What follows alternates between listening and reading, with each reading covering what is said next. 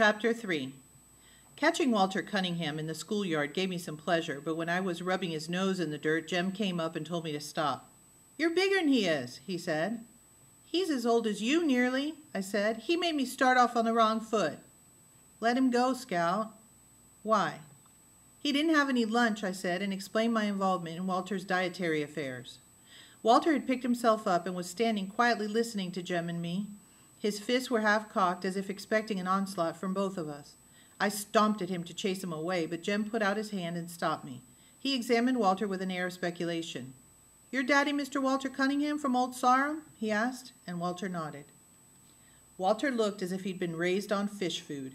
His eyes, as blue as Dill Harris's, were red-rimmed and watery. There was no color in his face except at the tip of his nose, which was moistly pink. He fingered the straps of his overalls, nervously picking at the metal hooks. Jem suddenly grinned at him. "Come on home to dinner with us, Walter," he said. "We'll be glad to have you." Walter's face brightened, then darkened. Jem said, "Our daddy's a friend of your daddy's. Scout here, she's crazy. She won't fight you anymore." "I wouldn't be too certain of that," I said. Jem's free dispensation of my pledge irked me, but precious noontime minutes were ticking away. "Yeah, Walter, I won't jump on you again. Don't you like butter beans? Our Cal's a real good cook." Walter stood where he was, biting his lip. Jem and I gave up, and we were nearly to the Radley place when Walter called, "Hey, I'm coming." When Walter caught up with us, Jem made pleasant conversation with him.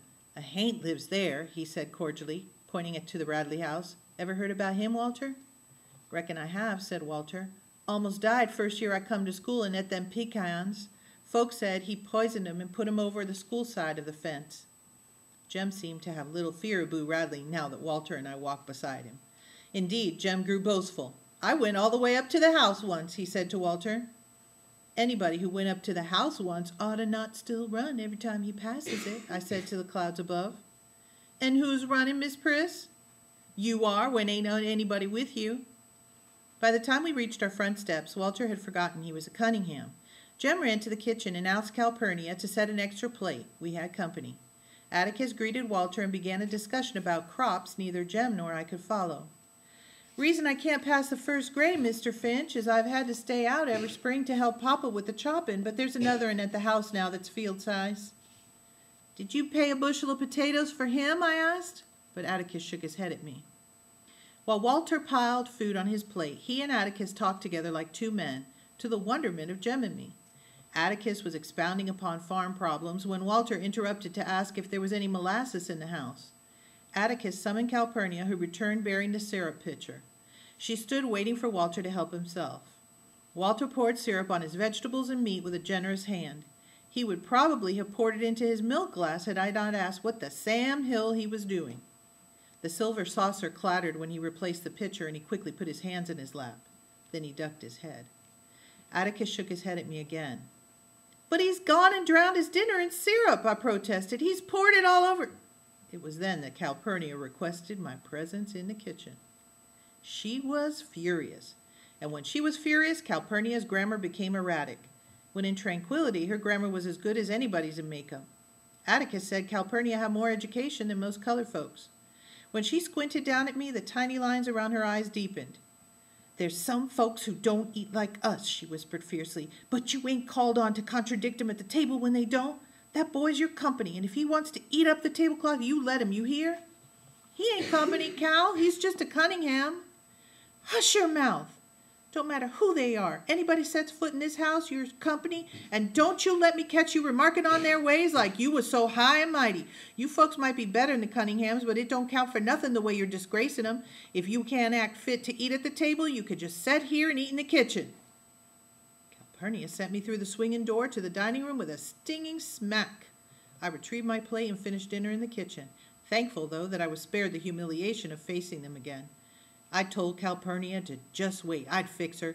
One of these days, when she wasn't looking, I'd go off and drown myself in Barker's Eddy, and then she'd be sorry. Besides, I added, she'd already gotten me in trouble once today. She'd taught me to read, and she'd taught me to write, and it was all her fault. "Hush your fussin'," she said. Jem and Walter returned to school ahead of me. Staying behind to advise Atticus of Calpurnia's iniquities was worth a solitary sprint past the Radley place. She likes Jem better than she likes me anyway, I concluded, and suggested that Atticus lose no time in packing her off. Have you ever considered that Jem doesn't worry her half as much? Atticus's voice was flinty. I've got no intention of getting rid of her, now or ever. We couldn't operate a single day without Cal. Have you ever thought of that? You think about how much Cal does for you, and you mind her, you hear? I returned to school and hated Calpurnia steadily until a sudden shriek shattered my resentments. I looked up to see Miss Caroline standing in the middle of the room, sheer horror flooding her face. Apparently, she had revived enough to persevere in her profession. "It's alive!" she screamed. The male population of the class rushed as one to her assistance. Lord, I thought she's scared of a mouse. Little Chuck Little, whose patience with all living things was phenomenal, said, "Which way did he go, Miss Caroline? Tell us where he went, quick! D.C." He turned to a boy behind him. "D.C., shut the door and we'll catch him. Quick, ma'am, where'd he go?" Miss Caroline pointed a shaking finger, not at the floor, nor at a desk, but to a hulking individual unknown to me. Little Chuck's face contracted and he said gently, "You mean him, ma'am?" "Yes'm, he's alive. Did he scare you some way?" Miss Caroline said desperately, "I was just walking by when it crawled out of his hair. Just crawled out of his hair." Little Chuck grinned broadly. "There ain't no need to fear a cootie, ma'am. Ain't you ever seen one? Now don't you be afraid. You just go back to your desk and teach us some more." Little Chuck Little was another member of the population who didn't know where his next meal was coming from, but he was a born gentleman. He put his hand under her elbow and led Miss Caroline to the front of the room. "Now don't you fret, ma'am," he said. "There ain't no need to fear a cootie. I'll just fetch you some cool water." The cootie's host showed not the faintest interest in the furor he had wrought. He searched the scalp above his forehead, located his guest, and pinched it between his thumb and forefinger. Miss Caroline watched the process in horrid fascination. Little Chuck brought water in a paper cup, and she drank it gratefully. Finally, she found her voice. "What is your name, son?" she asked softly. The boy blinked. "Who, me?" Miss Caroline nodded. "Burris Ewell." Miss Caroline inspected her roll book. "I have a Ewell here, but I don't have a first name. Would you spell your first name for me?" "Don't know how. They call me Burris to home." "Well, Burris," said Miss Caroline, "I think we'd better excuse you for the rest of the afternoon. I want you to go home and wash your hair." From her desk she produced a thick volume, leafed through its pages, and read for a moment. A good home remedy for... "Burris, I want you to go home and wash your hair with lye soap. When you've done that, treat your scalp with kerosene." "What for, missus?" "To get rid of the, cooties. You see, Burris, the other children might catch them, and you wouldn't want that, would you?" The boy stood up. He was the filthiest human I had ever seen. His neck was dark gray, the backs of his hands were rusty, and his fingernails were deep black into the quick. He peered at Miss Caroline from a fist-sized clean space on his face. No one had noticed him, probably, because Miss Caroline and I had entertained the class most of the morning. "And Burris," said Miss Caroline, "please bathe yourself before you come back tomorrow." The boy laughed rudely. "You ain't sending me home, missus. I was on the verge of leaving. I done my time for this year."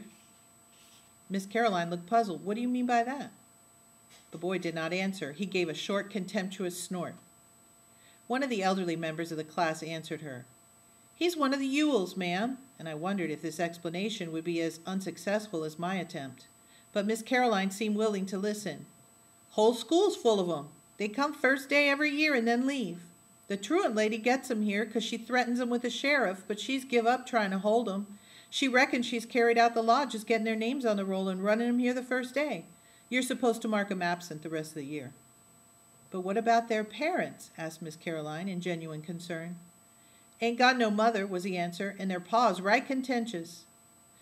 Burl Ewell was flattered by the recital. "Been coming to the first day of the first grade for 3 years now," he said expansively. "Reckon if I'm smart this year, they'll promote me to the second." Miss Caroline said, "Sit back down, please, your Burris," and the moment she said it, I knew she had made a serious mistake. The boy's condescension flashed to anger. "You try and make me, missus." Little Chuck Little got to his feet. "Let him go, ma'am," he said. "He's a mean one, a hard-down mean one. He's liable to start something. And there's some little folks here." He was among the most diminutive of men, But when Burris Ewell turned toward him, little Chuck's right hand went to his pocket. "Watch your step, Burris," he said. "I'd soon's kill you as look at you. Now go home." Burris seemed to be afraid of a child half his height, and Miss Caroline took advantage of his indecision. "Burris, go home. If you don't, I'll call the principal," she said. "I'll have to report this anyway." The boy snorted and slouched leisurely to the door. Safely out of range, he turned and shouted, "Report and be damned to you! Ain't no snot-nosed slut of a schoolteacher ever born can make me do nothing. You ain't making me go nowhere, missus. You just remember that. You ain't making me go nowhere." He waited until he was sure she was crying. Then he shuffled out of the building. Soon we were clustered around her desk, trying in our various ways to comfort her. He was a real mean one. "Below the belt. You ain't called on to teach folks like that. They may make 'em's ways, Miss Caroline, not really. Now don't you fret, ma'am. Miss Caroline, why don't you read us a story? That cat thing was real fine this morning." Miss Caroline smiled, blew her nose, and said, "Thank you, darlings," dispersed us, opened a book, and mystified the first grade with a long narrative about a toad frog that lived in a hall. When I passed the Radley place for the 4th time that day, twice at a full gallop, my gloom had deepened to match the house. If the remainder of the school year were as fraught with drama as the first day, perhaps it would be mildly entertaining, but the prospect of spending 9 months refraining from reading and writing made me think of running away. By late afternoon, most of my traveling plans were complete. When Jem and I raced each other up the sidewalk to meet Atticus coming home from work, I didn't give him much of a race. It was our habit to run meet Atticus the moment we saw him round the post office corner in the distance. Atticus seemed to have forgotten my noontime fall from grace. He was full of questions about school.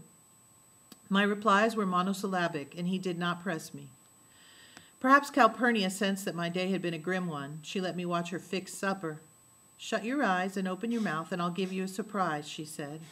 It was not often that she made crackling bread, and she said she never had any time, but both of us at school today had made an easy one for her. She knew I loved crackling bread. "I missed you today," she said. "The house got so lonesome long about 2 o'clock I had to turn on the radio." "Why? Jem and me ain't ever in the house unless it's raining."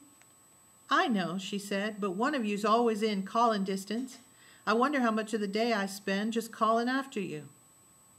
"Well," she said, getting up from the kitchen chair, "it's enough time to make a pan of crackling bread, I reckon. You run along now and let me get supper on the table." Calpurnia bent down and kissed me. I ran along, wondering what had come over her. She had wanted to make up with me, that was it. She had always been too hard on me. She had at last seen the error of her fractious ways. She was sorry and too stubborn to say so. I was weary from the day's crimes. After supper, Atticus sat down with the paper and called, "Scout, ready to read?" The Lord sent me more than I could bear, and I went to the front porch. Atticus followed me. "Something wrong, Scout?" I told Atticus I didn't feel very well and didn't think I'd go to school anymore if it was all right with him. Atticus sat down in the swing and crossed his legs. His fingers wandered to his pocket watch. He said that was the only way he could think. He waited in amiable silence, and I sought to reinforce my position. "You never went to school, and you do all right, so I'll just stay home too. You can teach me like Granddaddy taught you and Uncle Jack." "No, I can't," said Atticus. "I have to make a living. Besides, they'd put me in jail if I kept you at home. Dose of magnesia for you tonight and school tomorrow." "I'm feeling all right, really." "Thought so. Now, what's the matter?" Bit by bit, I told him the day's misfortunes. "And she said you taught me all wrong, so we can't ever read any more, ever. Please don't send me back. Please, sir." Atticus stood up and walked to the end of the porch. When he completed his examination of the wisteria vine, he strolled back to me. "First of all," he said, "if you can learn a simple trick, Scout, you'll get along better with all kinds of folks. You never really understand a person until you consider things from his point of view." "Sir?" "Until you climb into his skin and walk around in it." Atticus said I had learned many things today, and Miss Caroline had learned several things herself. She had learned not to hand something to a Cunningham, for one thing, but if Walter and I had put ourselves in her shoes, we'd have seen it was an honest mistake on her part. We could not expect her to learn all Makeham's ways in one day, and we could not hold her responsible when she knew no better. "I'll be dogged," I said. "I didn't know no better than not to read to her, and she held me responsible." "Listen, Atticus, I don't have to go to school." I was bursting with a sudden thought. "Burris Ewell, remember? He just goes to school the first day. The truant lady reckons she's carried out the law when she gets his name on the roll. You can't do that, Scout, Atticus said. Sometimes it's better to bend the law a little in special cases. In your case, the law remains rigid. So to school you must go. I don't see why I have to when he doesn't. Then listen. Atticus said the Ewells had been the disgrace of Maycomb for 3 generations. None of them had done an honest day's work in his recollection. He said that some Christmas, when he was getting rid of the tree, he would take me with him and show me where and how they lived. They were people, but they lived like animals. They can go to school any time they want to when they show the faintest symptom of wanting an education, said Atticus. There are ways of keeping them in school by force, but it's silly to force people like the Ewells into a new environment. If I didn't go to school tomorrow, you'd force me to. Let us leave it at this, said Atticus dryly. You, Miss Scout Finch, are the common folk. You must obey the law. He said that the Ewells were members of an exclusive society made up of Ewells. In certain circumstances, the common folk judiciously allowed them certain privileges by the simple method of becoming blind to some of the Ewells' activities. They didn't have to go to school, for one thing. Another thing, Mr. Bob Ewell, Burris's father, was permitted to hunt and trap out of season. Atticus, that's bad, I said. In Maycomb County, hunting out of season was a misdemeanor at law, a capital felony in the eyes of the populace. It's against the law, all right, said my father, and it's certainly bad. But when a man spends his relief checks on green whiskey, his children have a way of crying from hunger pains. I don't know of any landowner around here who begrudges those children any game their father can hit. Mr. Ewell shouldn't do that. Of course he shouldn't, but he'll never change his ways. Are you going to take out your disapproval on his children? No, sir, I murmured, and made a final stand. But if I keep on going to school, we can't ever read anymore. That's really bothering you, isn't it? Yes, sir. When Atticus looked down at me, I saw the expression on his face that always made me expect something. Do you know what a compromise is? He asked. Bending the law? No, an agreement reached by mutual concessions. It works this way, he said. If you'll concede the necessity of going to school, we'll go on reading every night just as we always have. Is it a bargain? Yes, sir. We'll consider it sealed without the usual formality, Atticus said, when he saw me preparing to spit. As I opened the front door, Atticus said, By the way, Scout, you'd better not say anything at school about our agreement. Why not? I'm afraid our activities would be received with considerable disapprobation by the more learned authorities. Jem and I were accustomed to our father's last will and testament diction, and we were at all times free to interrupt Atticus for a translation when it was beyond understanding. Huh, sir? I never went to school, he said, but I have a feeling that if you tell Miss Caroline we read every night, she'll get after me, and I wouldn't want her after me. Atticus kept us in fits that evening, gravely reading columns of print about a man who sat on a flagpole for no discernible reason, which was reason enough for Jem to spend the following Saturday aloft in the treehouse. Jem sat from after breakfast until sunset and would have remained overnight had not Atticus severed his supply lines. I had spent most of the day climbing up and down, running errands for him, providing him with literature, nourishment, and water, and was carrying him blankets for the night when Atticus said if I paid no attention to him, Jem would come down. Atticus was right.